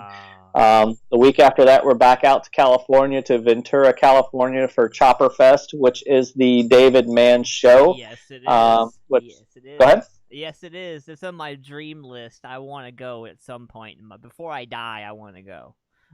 Yeah, that's a cool show. I was actually talking to Lisa and Tori today from Chopper Fest, and they're excited about getting me out there. It's the finances of making 2 trips back and forth to California. I don't ship the bike; I trailer it. Put it in the trailer and drive out. Yeah, strapped to your hip, I'm sure, right? I don't let it go very far. Number one, I don't look at this as my bike. This bike is going to belong to somebody, so I got to care for it. So, right. So yeah, that's in December. January, we got a big show here in Florida, right here in Tampa, called Chopperama. It's a new show. This will be the 2nd year, but it's an indoor show, invited builders only. So I've been invited to show the bike there, and then basically everything's going to wrap up after Bike Week in Daytona. That's going to be our last big push. We're going to do a couple shows there, and then after Bike Week is when the raffle will end, and we have it set up so anybody worldwide, if they want to purchase a ticket, they can go online. It's going to be right through WeemsMotorCo.com, and you can go onto the raffle tab and purchase tickets there. And we're gonna, for the winner of the motorcycle, we're gonna cover up to $500 for the shipping. Anything that's over that's going to be at the cost of the winner. But the ticket sales, we have not officially announced the date yet, but I can tell you it will be sometime in September. So I know the dates. It's just not published yet. So I'm trying to keep people plugged in on that, keep the anticipation building. I have tons of people every day. I want to buy this many tickets. I want to buy these tickets. I was like, I get it. We're going to be able to do this. The raffle is going to be from September through March. So there's going to be plenty of time for people to purchase tickets. Matter of fact, I hope people purchase more than one ticket. You're talking a 6-month period, and maybe buy a ticket a month. Support this organization, man. Get this money to the hands of people who need it is what it's really all about. So that's kind of what's going on with the raffle, man. It's going to be a blast. It's going to be a fun time. My man Robert, California, he says, do you know of Aviator Paramotor in Lake Wales? I do not. Aviator Paramotor. Yeah. It's just he's a fan of the show, and he asked that question in there, so he says definitely check him out. I guarantee I have a friend. I mean, if he's talking aviation motors, I have a really good friend that I was in the military. We both retired here out of Tampa. He actually went into aviation repair, so I'll reach out to good old Simon tomorrow to see if he knows of this company. Yeah. So, man, it's really exciting to see all this come together, man. And I see that you have the garage right behind you. I know this is a little unorthodox, but can we see the garage this evening towards the end of the interview? Will you give me a little bit of what nobody else has gotten? Yeah, man. A lot of the podcasts and stuff have asked for a lot of stuff on the motorcycle, and we've been kind of keeping it on the down low because Easy Rider magazine. If you guys don't know, a few years ago, Easy Rider sold out. Well, they actually retired, and they auctioned off all the rights to Easy Rider magazine. A new organization has come in, and they're really rebranding, remarketing what Easy Riders used to be. And it was mostly known as, half-naked girls laid up across motorcycles. That's basically what it was. Well, this new marketing companies came in and said that we're going to honor what Easy Rider has been as far as from a historical aspect for the motorcycle community. And they've kind of redeveloped the magazine into being more of a high-end, what I call like a coffee table book, and very large format, heavyweight paper. But it talks. They interview a lot of the the builders, a lot of the guys who helped build the motorcycle industry to what it is today. So they're going to be featuring the motorcycle, the story, and when we go out to California in September for Born Free, we're actually going to be recreating the painting into real life for the magazine. So it's going to be super awesome to do that. A good friend of mine, Bobby Green, he owns Old Crow Speed Shop out in California. He actually owns, he purchased the hot dog stand that is in the painting, and they've been restoring it. It's one of those old Hollywood, Los Angeles landmarks that was a hot dog stand that actually looks like a huge hot dog made out of plaster. And so he's been restoring to that. So if you want to check out some of that stuff, go on to his Instagram. You can also look up Tell O the Pup is the name of the hot dog stand. Got some cool stuff going on there. Bobby, he does amazing things with old cars, motorcycles. He's recently really got into architecture. He's restoring a lot of these old Hollywood landmarks. Man, you got your fingers in a little bit of everything, it sounds like, Jared. Too many. Yeah. So, I know we got about 20 minutes left of the show, man. I want to ask you, man, is there anybody out there you want to give shout-outs to while I have you on the show? Yeah, man, obviously, number one, family. Thanks, Mom. She's my biggest supporter and biggest promoter. She gets out here and, connects these dots with interviews like you. For my wife, my kids, I couldn't do this if I didn't have their support and their permission. But outside of that, man, there's tons of people in the motorcycle industry that, have come along, like the guys from Biltwell. Bill from Biltwell, thank you, man. Tyler from Lowbrow Customs, thanks a lot. Obviously, Cindy and David from Forgotten Angels for even allowing me to partner with them to do this. And then there's a bunch of other guys that are, down the totem pole that's always been there supporting me. Good friend Tom Heavy, he actually won at Born Free last year with a pre-unit triumph, and he's kind of been very good encouragement, kind of pulling some strings for me from some different shows. And probably one of the biggest helps is a good friend of mine, Eric Runyon. He's a motorcycle photographer, works for Born to Ride Media. He owns his own media company, Gears and Glory. He's worked with tons of people, big builders in the motorcycle industry. Billy Lane, Sons of Speed. But he's basically said, I love what you're doing. I'm going to come alongside of you. So he's been doing a lot of my photography, a lot of my video stuff. And he's just doing it out of the kindness of his heart because he wants to come along and support this thing as well. So a big shout out to Eric for helping out with that.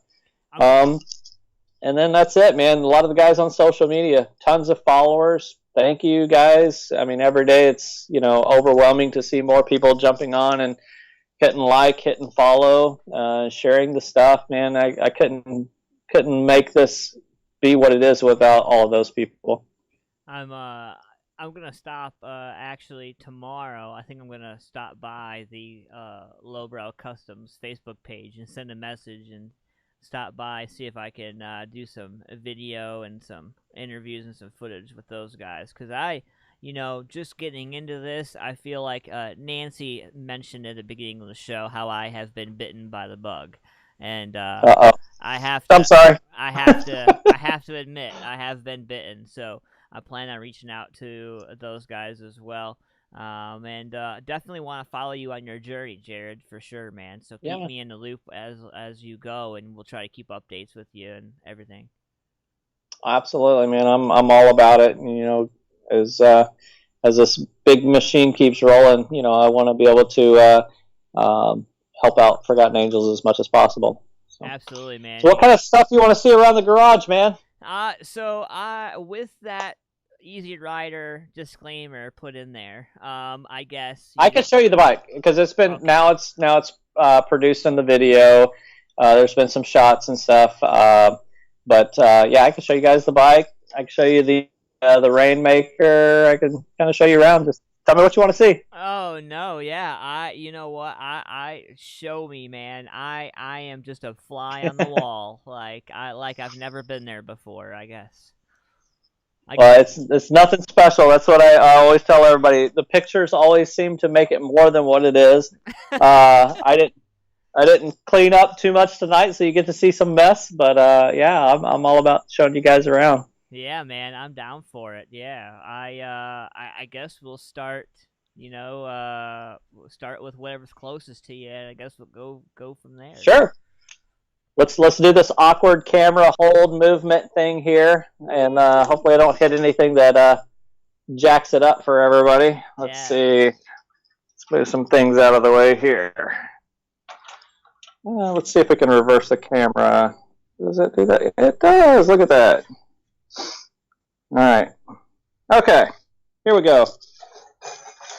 All right. So this is the 1952 Triumph Thunderbird, the Rainmaker. This thing was put together in 14 days from spare parts that I had laying around here in the garage. The sign on the front of the motorcycle is actually nicknamed a pedestrian slicer. So that actually came out of that collection from my friend whose dad's passed away. So I just kind of kept that and wanted to place it on there as an honor for him for being able to support me. But the motorcycle's a 650cc, no frills. I mean, basically it's all crusty and old and dented and all of its glory and loveliness. The old fender on it's an original fender that somebody had bobbed back in the who knows when. They took about 6 inches off of that. It has the sprung hub rear wheel, which is a designed by Edward Turner and Triumph back in the early 40s. It actually has a spring pack on the inside rather than having external shocks. The shocks are built into the hub. So it's a really cool bike. Let's bypass the show bike. Let's go over here to the 1966 Triumph Bonneville. So this was my dad's bike. Him and I got together on a trip down to Alabama, and he had heard that a guy had 2 Triumphs in an old paint shop, and so we went in together. We purchased both bikes. And he went together putting this one together and got it as far as he could get it with finances and knowledge and finding those parts that are hard to find. And he ended up getting into a tough financial spot and was going to get rid of it. And I said, you know what, don't get rid of it to anybody but me. So I bought it, and I did the full restoration on it to where you see it now. But it's a 1966 650cc Triumph Bonneville. It's a little sweaty. That's because I ride it. I didn't want anything that I didn't want to ride. If it's too clean, I don't want to ride it. So, yeah, it's a beautiful bike. Of course, behind it, it's kind of what I call my collection and toy wall. It's got a lot of super cool, old little rare stuff from motorcycles. Up on top, I have a lot of old tail lights and things that are specific for old bikes. I'm a huge collector of motorcycle toys. Actually, right here is this is the picture that I was given by that friend of the bike, of the show bike. And as you can see, it's very sun faded and difficult to kind of make out what color schemes and stuff it had. So I had to do the research to find out which magazine it was in, and the people over at Easy Riders magazine was able to help me out a little bit. But I finally located the magazine and got a good, nice, clear copy. But tons of little toys, stuff from the kids, like Yoshi riding on the bike. But got some Lego dude. He's cool hanging out with the Joker back there. But then I got some super rare old motorcycle models that are all Triumphs. I actually have the full collection of all of those that they released. Just a lot of little toys and things, a little inspiration, a little fun stuff. And then the shelf underneath this is kind of like what I said about those pieces and parts that you want to... The screws. Yeah, the hard to find things. So I just kind of grab them up and I keep them on the shelf, and I've got tons more of that. I mean, if you look underneath, these are these are the bolts and screw bins that you dig through looking for all of those parts. Sprockets and all that.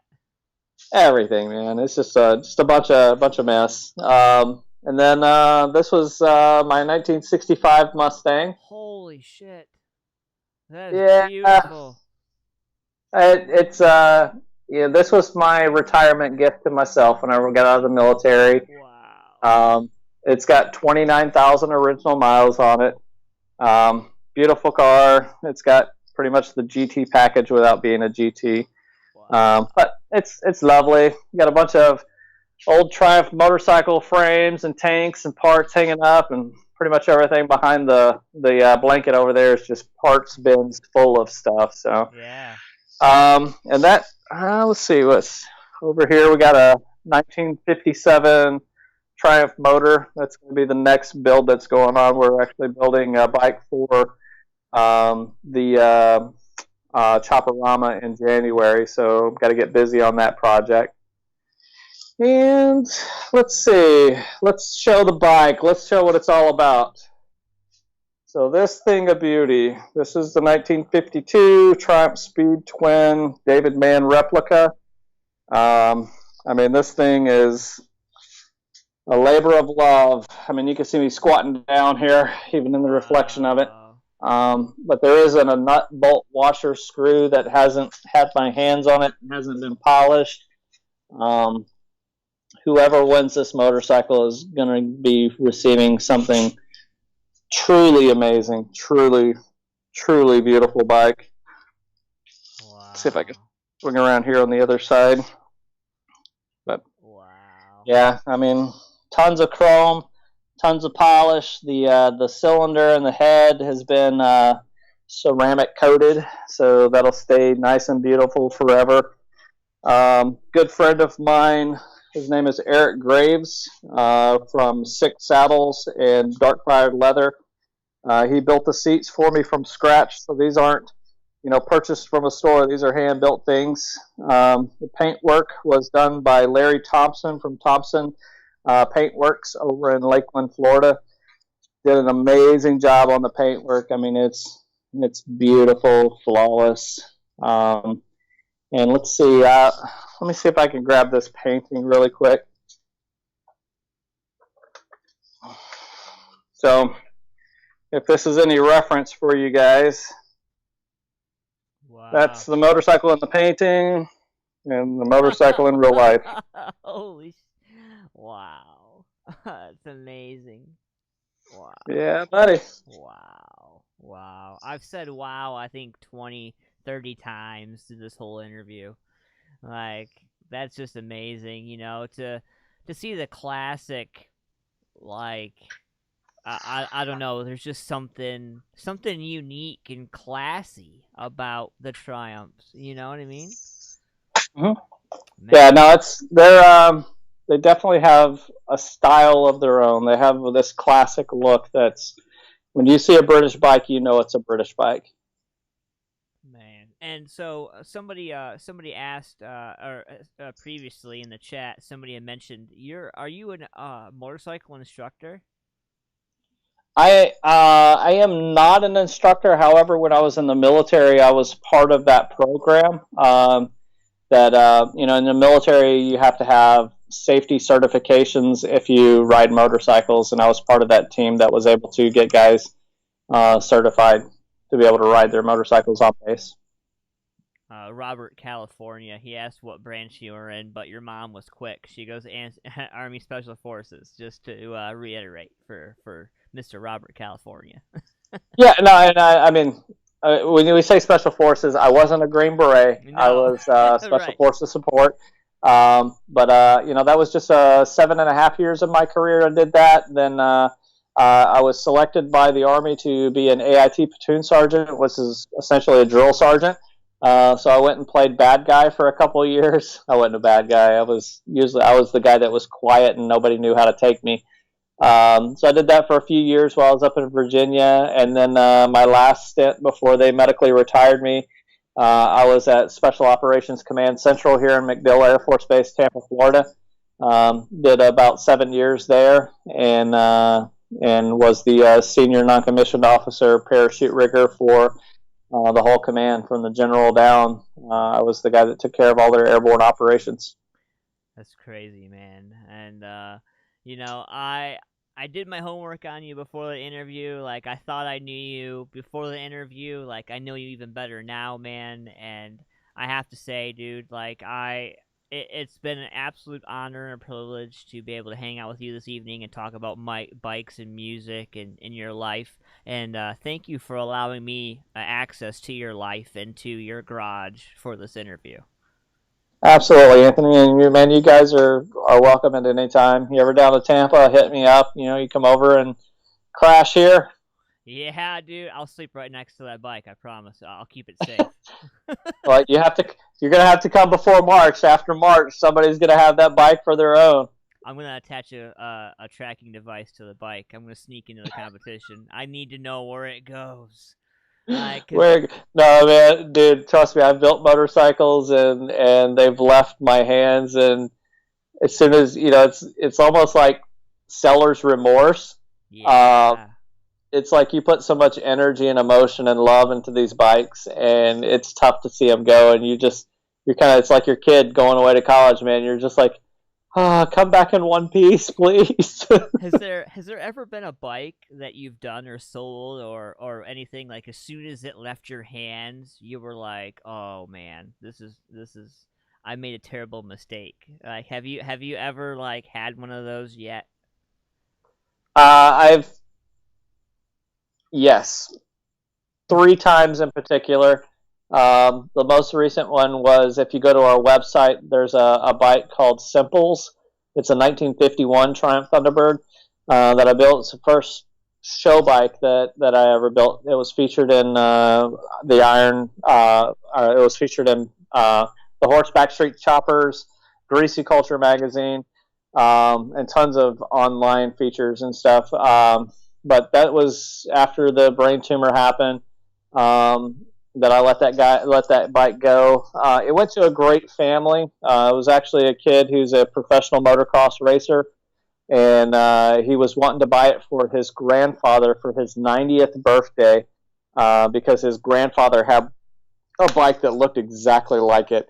So I thought, man, it's a motorcycle family.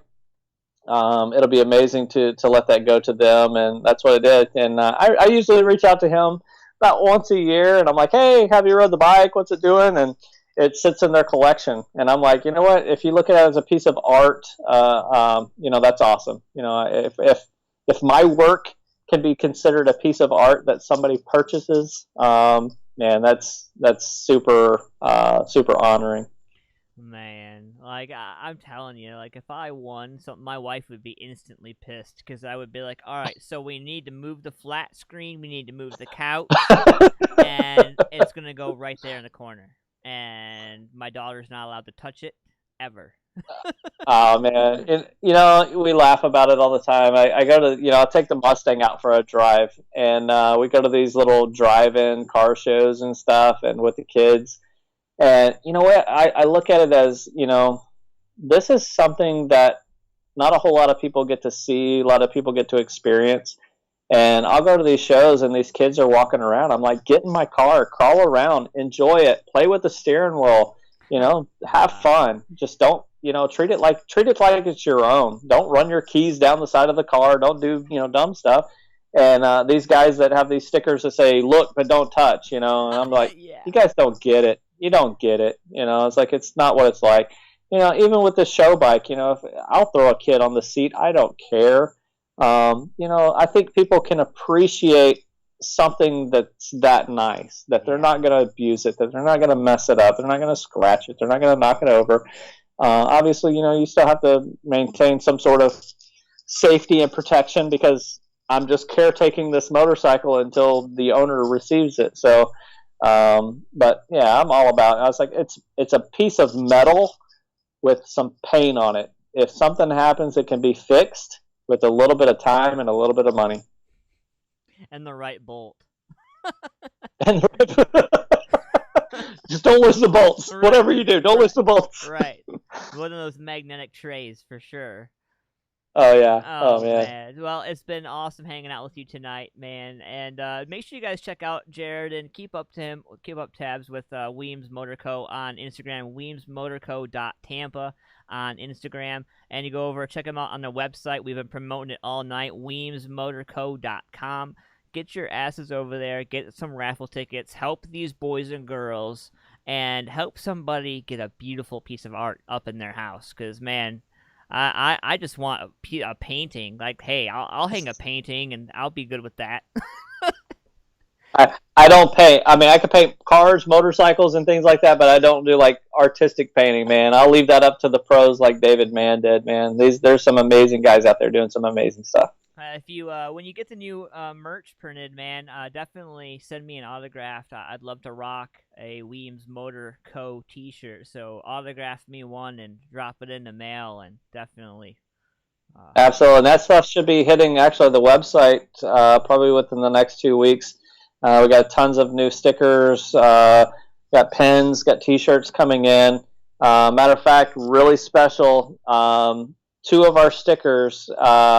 One sticker was designed by a Marvel comic books illustrator who does all the Iron Man comics. He's like, "Hey man, I really like what you're doing. Let me draw you this up."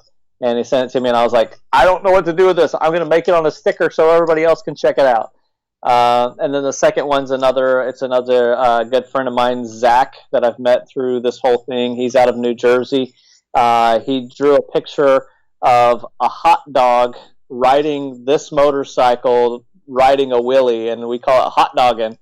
And because he was so inspired because the painting had a hot dog stand in it, so we're doing a limited edition of those stickers, and they're really sweet. I actually dig that. So. Oh man, you're gonna have to send me. I'm gonna have to send you just a bunch of money and send me a bunch of like a big thing. You got a bunch of cool stuff, like, and I'm fanboying out. I'm absolutely doing that right now. But That's all good, man. well, Jared, thank you so much, man, for your time, your expertise, and thank you for taking time not only for our country but for your family and for these kids because, man, they all need somebody like you. You know, I wish that somebody like you was in my life growing up because if I would have had somebody like you and your drive and your inspiration, I probably wouldn't have made some of the choices that I made growing up. So, I commend you on your effort, man, and it really is awesome. And anything that we can do or I can do to help get this further, I'm going to do so. Anthony, man, I appreciate it. Definitely do all the support that you guys have done with the sharing all of this stuff, and it's me and Forgotten Angels really thank you for it. Well, I'm gonna reach out to Forgotten Angels too as well, if you don't mind, or maybe have you reach out to them for me. I would love to do an interview with them and talk about what they got going on. Even though I'm in Ohio, I still believe in what they're doing in another state, somewhere else. Mm-hmm. And so, if you speak to them, definitely extend my support to them, and if they're available, I would love to talk to them as well. Absolutely. I'll pass it on, brother. All right, sir. Well, thank you so much again, man. I want to give a shout out to my sponsors, Shamrock Printing, Paul's Nightclub, Modified Studios Tattoo Gallery, Lynettes Country BBQ, and our new sponsor, The Ink Spot, right here in Delaware, Ohio. I love you guys. Thank you for doing what you do as artists, musicians. Jared, thank you again, sir, for coming and hanging out with me tonight. I appreciate you. Absolutely, brother. All right, guys. You have a wonderful night, man. Make sure you guys check out my man Jared on Instagram, WeemsMotorCo.Tampa, and go over to WeemsMotorCo.com. Get yourself a raffle ticket and check out some awesome pics. And I will see you guys next week for AntmanVs. Have a great rest of your week. See ya.